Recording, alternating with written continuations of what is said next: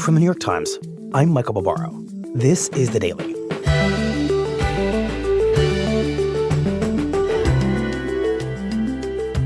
As 2026 gets underway, so does a midterm election year for control of Congress, a campaign that will determine whether Democrats can operate as a check against the extraordinary power of President Trump, or whether Republicans can hold on to every lever of influence in Washington. Today, my colleagues Annie Karni and Shane Goldmacher on the opportunities and perils for both parties. It's Wednesday, January 7th. Annie, 2026 elections, here we come. Here we come. Or, I guess here we are. This episode is going to be kind of a roadmap and a primer for this year ahead in American politics, because while a lot of eyes are on Venezuela right now, in Congress, which you cover, the focus is on the reality that it is an election year, a very big midterm election year coming up in November. And November sounds very far away, but as you know well, in politics, that really isn't very much time at all. And there's just a ton at stake in this election. So we are turning to you to talk about the Republican side of that election and how Republicans in Congress are now thinking about, planning for, or perhaps dreading this coming election. I think that dreading is the correct word here. Republicans ended last year feeling very pessimistic about their chance of holding on to control of the House. And that's in a really large part because their party has failed to fix what ails the American economy right now. Namely, high prices. High prices, high utility bills. Americans can look at their receipts and they are not doing well right now. Right. The receipts for the failure are literally the receipts. Correct. And nothing better illustrates the dire situation the Republicans are walking into this election year than the fact that Republicans set themselves up to start the year on an issue, healthcare, that has for years been their biggest weakness politically. And just explain that, why Republicans are going to be kicking off 2026 on healthcare. Because in the final weeks of 2025, congressional Republicans were so despondent about their overall failure to confront affordability that a handful of them actually break with their party leadership and join with Democrats to force a vote on extending subsidies to the Affordable Care Act.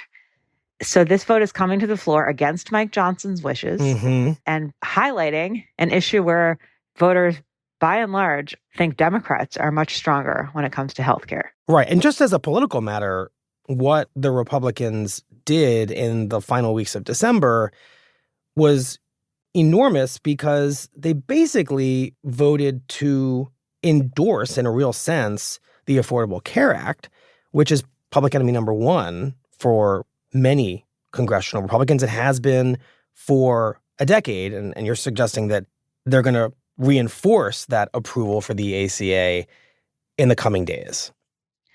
Yeah, Republicans have been divided about what to do about the ACA for years. But this is how much swing district moderate Republicans are feeling the heat, that they feel like they needed to join Democrats and to fight for these extensions or risk losing their seats. And just because we're on the subject, will the Republicans breaking with their party help pass the extension of these Affordable Care Act subsidies in the House in the next couple days?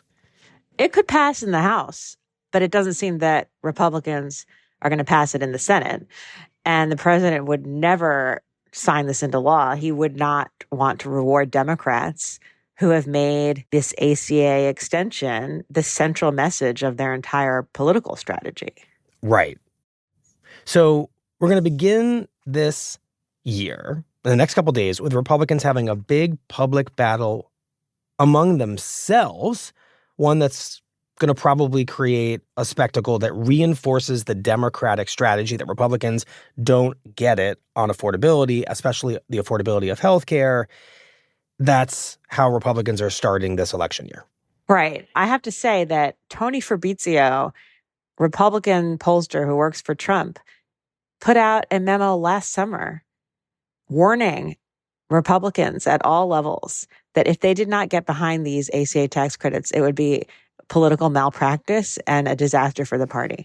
Now, some Republicans will say it's still early. There's a long way to go to November.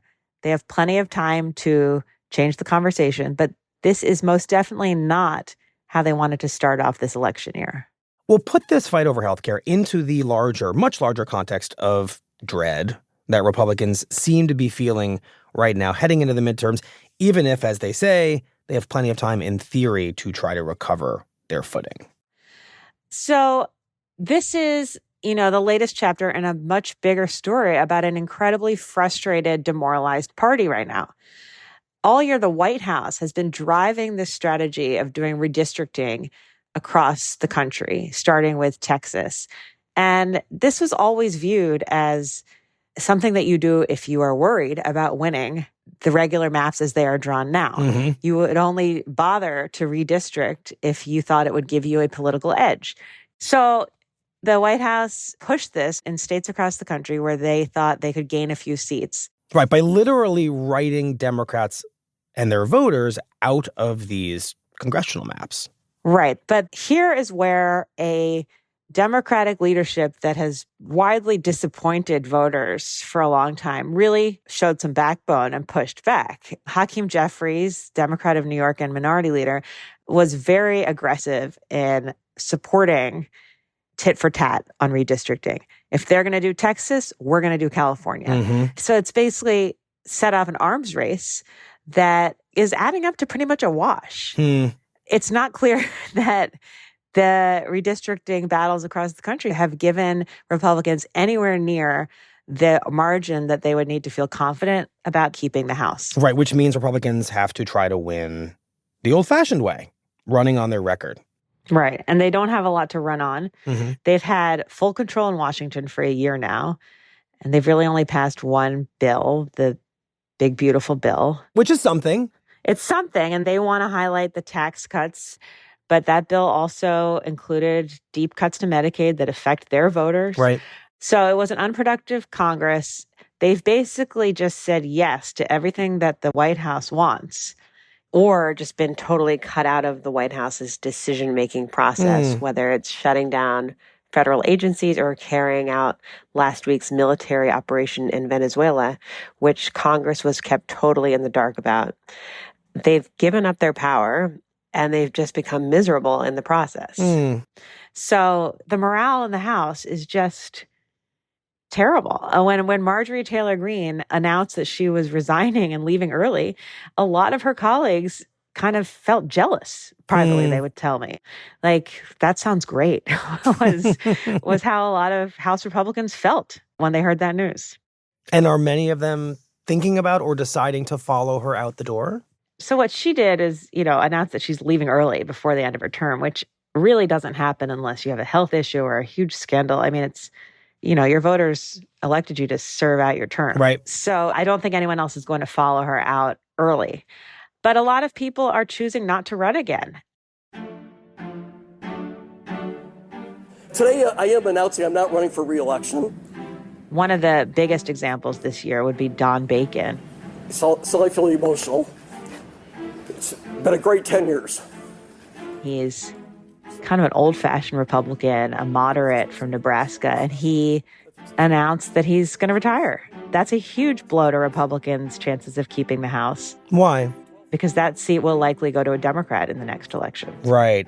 But it's not just moderates like Don Bacon who are leaving Congress. We've seen some lawmakers who call themselves ultra MAGA head for the exits. Elise Stefanik, in the days before Christmas, said she's going to retire at the end of her term. Having a member of the leadership team come out and suggest that the speaker was a liar, that he was a political novice, that he was all sorts of things that Elise Stefanik said is just unheard of. She's been incredibly fed up with Speaker Johnson's leadership of the House, has been criticizing publicly and saying she's felt mistreated by him.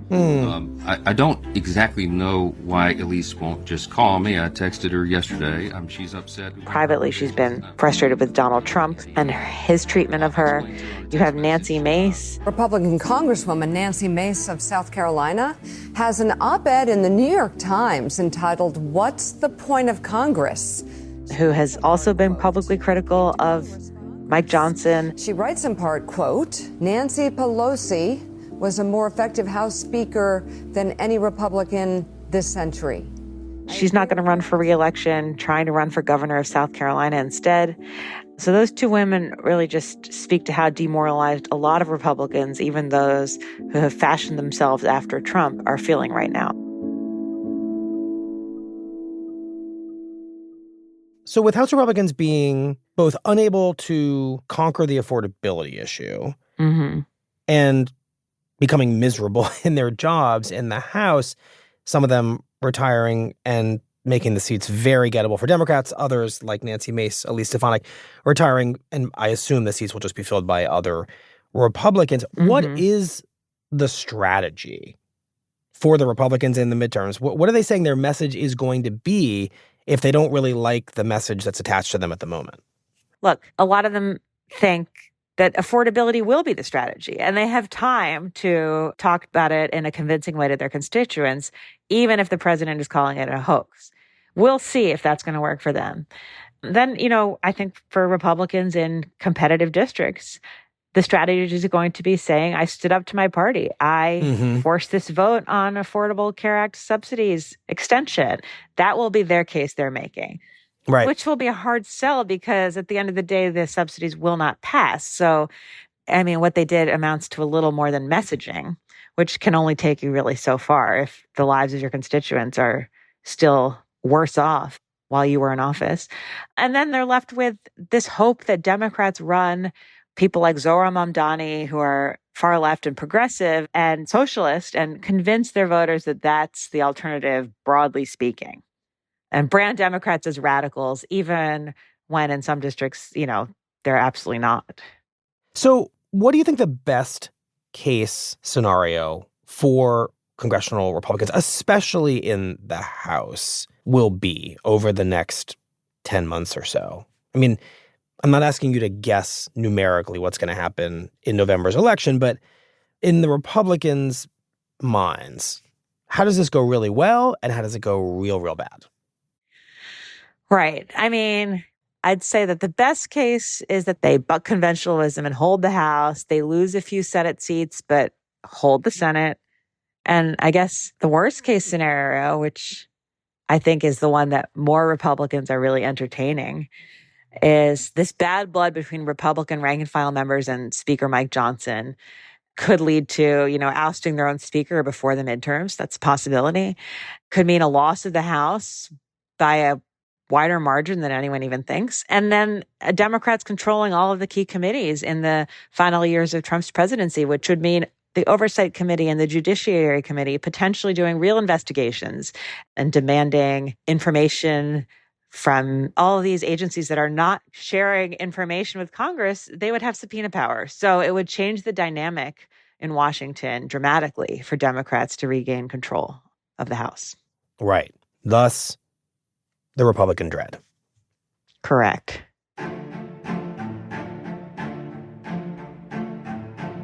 Well, Annie, thank you for that. I appreciate it. Thank you for having me. Happy New Year. Cheers. After the break, Shane Goldmacher on the Democrats. We'll be right back.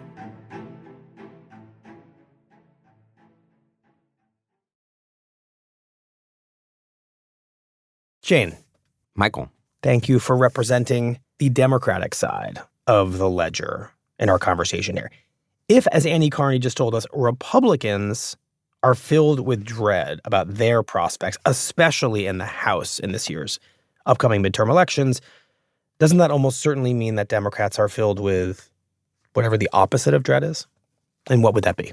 I would say that Democrats are broadly filled with an anxious optimism. And the reasons to be optimistic are pretty clear. They see overperformances in special elections, victories in November, and Trump's slipping approval ratings on the most important issues to voters, prices, and the economy. And they say this is the kind of political environment that the Democrats were hoping for at the end of Donald Trump's first year. One where he seems to be openly fumbling on the economy and mocking the idea of affordability. Not just mocking it at times, but showing that he is focused on other things that are personal to himself, whether it is Trump Kennedy Center. Yeah, Trump Kennedy Center, gilding parts of the Oval Office, building a ballroom while the government was shut down. That was his focus at the end of 2025. And 2026 began with a focus on foreign affairs, on Venezuela, right, with the arrest of Nicolas Maduro. And it doesn't exactly fit with the America First branding that he ran on. This is hardly a kitchen table issue for most Americans. And I think all of these things have fed into this image of a president who is focused on himself, on his reputation in history, rather than the personal finances of the Americans who voted to make him president. And so I think that Democrats are starting to think that that image of a president who is distracted, who is self-indulgent, that is starting to break through. And the trust that voters have had recently and historically in the Republican Party to fix the economy is waning. And plus, just historically, the party in power loses seats in the midterms. Right. And the margins Republicans have are so small and so slim that even like a non-wave year should give Democrats a majority. Right. And when you say margins, what you simply mean is, of course, that there are literally only a handful of Republicans in the Republican House majority. So even if they lose, 3, 4, 5 seats, Democrats suddenly control the United States House of Representatives. And so the environment is the reason for optimism right now for Democrats. But the anxiousness comes from some of the other factors, which is, well, what are those seats? And what does the map actually look like? And historically, there have been a ton of seats that have been up for grabs in the House of Representatives. And that number is shrinking and shrinking. And it's really important because it means even if there is a quote unquote blue wave, let's say Democrats overperform by 7 or 8 percentage points from what they did in 2024. Well, that doesn't capture as many Republican seats as it might have a decade ago. And if you take all the seats that are in the toss-up category and the leaning Democratic seats, and you give them all to the Democrats, right? All the most competitive seats, they end up in like the low 220s. And you need 218 seats in the House for a majority. So even sweeping these toss-up seats just gets the Democrats over the line. And is this reality that even a blue wave won't get Democrats that many seats, is that just the extension of the conversation we've been having with you for years, the fact that there's been so much partisan gerrymandering, there just really aren't any purple seats left? It's partly partisan gerrymandering. It's also sort of a broader trend in America, which is self-sorting by voters. The blue areas are getting bluer and the red areas are getting redder. And so even if you're not intending to gerrymander people, they've self-selected into— Right, we talked about this the self-gerrymander. Yeah, into their own communities. And so it's that combination that's led to a shrunken map that leaves less margin for error for Democrats. What else beyond a map that makes it kind of hard for anybody to really pick up all that many seats will make Democrats anxious about 2026? The candidates, right? The Democratic Party has an unusually large number of intense primaries that they're facing next year because when you're tossed from power, you have some introspection. What did you do? Where did you go wrong? And who do you want to represent you in the future? And across the map, there are these primaries that are testing some of the disagreements that the Democratic Party has. And so who emerges in those races is also going to be a pretty important factor. You know, we said the Democrats have a pretty good chance to take the House. It's really hard for them to take the Senate at the same time. Why? Republicans have 53 seats in the Senate, and there just aren't very many opportunities for the Democrats to win the Senate in 2026. There's Susan Collins, who is the only Republican senator in a state that Donald Trump lost in 2024. You've got North Carolina. It's an open seat. You've got Sherrod Brown, the former Democratic senator from Ohio, running again. But even if they won all three of those states, Democrats are still not back in the majority. That would only get them back to 50. Right, and 50 is not enough when the president is Republican, because J.D. Vance would break the tie in favor of Republicans. And Democrats have, by the way, their own vulnerable seats up too, right? They have to win all those and hold their own seats. And there's real fear in House races and in Senate races that the party will end up nominating people who are either outside the mainstream, who have bad baggage, and end up costing them potentially winnable races. Let's talk about some of these primaries. And what you're hinting at is a fight that both parties have been having for such a long time, which is it healthier for a party to have primaries where candidates sort out which kind of Republican, which kind of Democrat they want to be in the general election, or is it just distracting and costly, and does it damage the candidate for the general election? It sounds like Democrats have kind of made that decision for themselves. You're saying there are a lot of primaries. What are the main lines of conflict in these primaries in a place, for example, like Maine? There's a number of lanes that the Democratic Party has disagreements over. The first is ideological. Are you a progressive? Are you a moderate? The second is a generational fight. Are you from the old guard? Are you from the new guard or the next generation? And one of the places that is playing out is in Maine.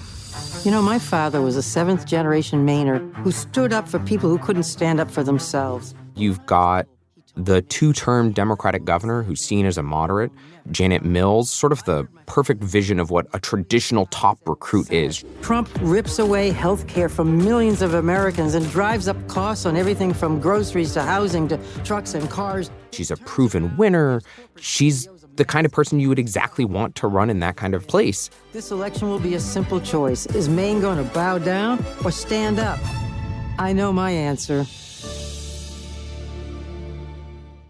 And yet, she's facing a pretty stiff primary challenge from a guy named Graham Plattner, who's gotten a lot of attention. When I tell people around here that I'm running for Senate, sometimes the initial reaction is, what the but an oyster farmer, a veteran. I did 4 infantry tours in the Marine Corps and the Army. I'm not afraid to name an enemy, and the enemy is the oligarchy. But also has gotten in a lot of controversy over a tattoo that he tattooed over that had Nazi symbolism, over a bunch of Reddit posts that he'd made in the past. And there's a lot in the party say, so what? He's unvarnished. He's real. He looks like he solves all the problems that we've identified that the Democratic Party had in 2024. I truly do believe that we can build a system that is going to represent working people. The number one response has been, well, thank God somebody's going to do it. And guess who held one of the first big rallies for him? Bernie Sanders, who's playing in a number of these Senate primaries. And so who emerges in these states is a real focus and concern for both sides of the party, right? There are people who point at Janet Mills and say, okay, sure, she looks like a great recruit, but guess what? She would be the oldest freshman senator in American history. So right after Joe Biden, do you want to go back to that?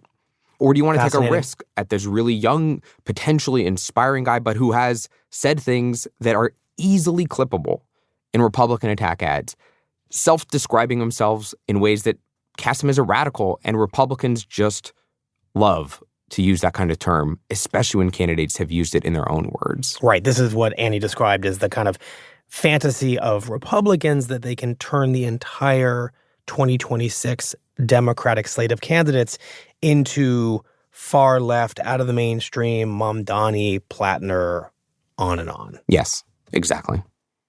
But we have no idea whether the reality is that these Democratic primary challengers might end up winning the primary and winning the general election. I would think about it as there are two competing wings strategically in the Democratic Party. Wing one wants to focus entirely on who on paper is the most electable candidate in 2026 because it is so urgent to take back power and have now, a check against Trump, right? And have a check on Trump. That let's do that. Whoever in each state looks like they are likeliest to win, do that. And let's hold off on this conversation of populist versus progressive versus institutionalist. Let's not have that fight in 2026. Reminder, not having that fight in 2024, pretty problematic. Ended up with Trump, right? And so they say that fight's going to happen in the presidential primary in 2028. Right now, we don't want that fight. And there's a whole wing that says, actually, the primaries in 2026 are the appetizer to a main course in 2028. That have this fight. These populist, these lefty candidates, we need to prove that we can win in the midterms in order to have a chance to sell the broader Democratic electorate that the left can win in 2028. And so that's why all of these primaries for the Senate have become so interesting and so important and real proxy tests for the direction of the Democratic Party beyond the midterms. Right. Okay. So with all of this extremely useful context that justifies the term anxious optimism, I wonder if you can give us the best case scenario for Democrats in these midterm elections, House and Senate, and then the worst case scenario for them. I mean, how much fun can we have with this? That's entirely up to you, Mr. Goldmacher. I mean, I think the best case scenario for Democrats is that Donald Trump continues remodeling bathrooms and focusing on things that voters don't care about, that they beat Susan Collins, that they have a wave of these new recruits, they win dozens of seats in the House, right, and they take power entirely in the Congress next fall. That's the best case. That's the best case scenario, right, politically. Like, there is just so much that could go wrong for both parties still, that the extremes of what is the best case scenario for Democrats and for Republicans, they're pretty extreme. Okay, well, speaking of worst case scenarios, what is it for the Democrats? It's that Donald Trump starts focusing on the economy, that he sends checks to everybody in the country and he calls them Trump checks, and they come in October just as everyone's casting ballots. He releases oil from the Strategic Petroleum Reserve and gas prices plummet. His new Federal Reserve chair cuts interest rates. Everyone buys homes. Things suddenly seem cheaper. And people credit Donald Trump for fixing all of these things all at once. And Republicans don't just hold all those Senate seats we're talking about. They flip Democratic seats and grow their Senate majority. Democrats somehow come up short in the House despite all of the strategic benefits, and they have a 4-year term for Donald Trump and complete Republican control in Congress. I don't think either of those extremes are the likeliest outcome, and I think that the Republican outcome is even less likely between those two. But there's a big range of possibilities for 2026. I'll say. Well, Shane, thank you very much, and Happy New Year to you. Happy New Year.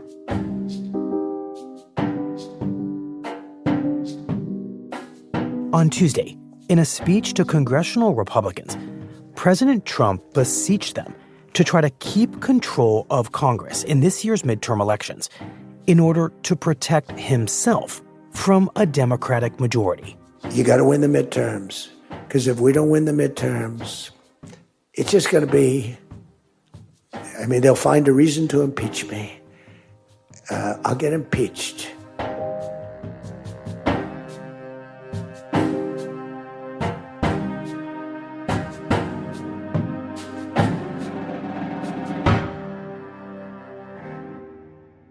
We'll be right back.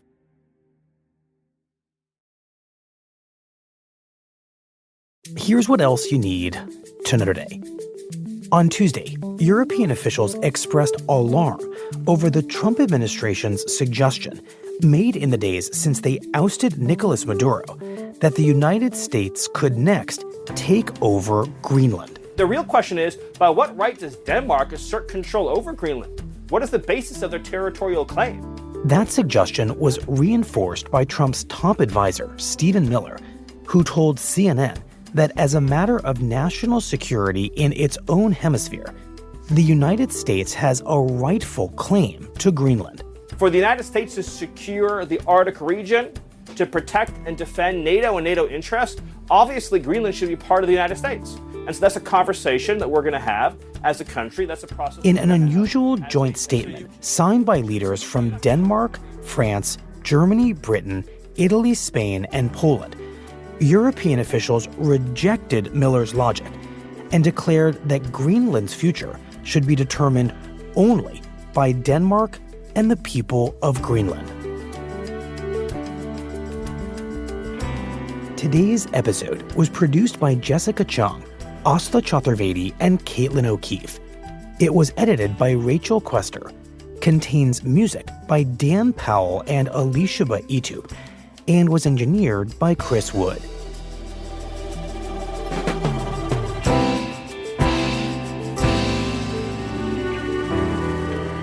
That's it for the Daily. I'm Michael Barbaro. See you tomorrow.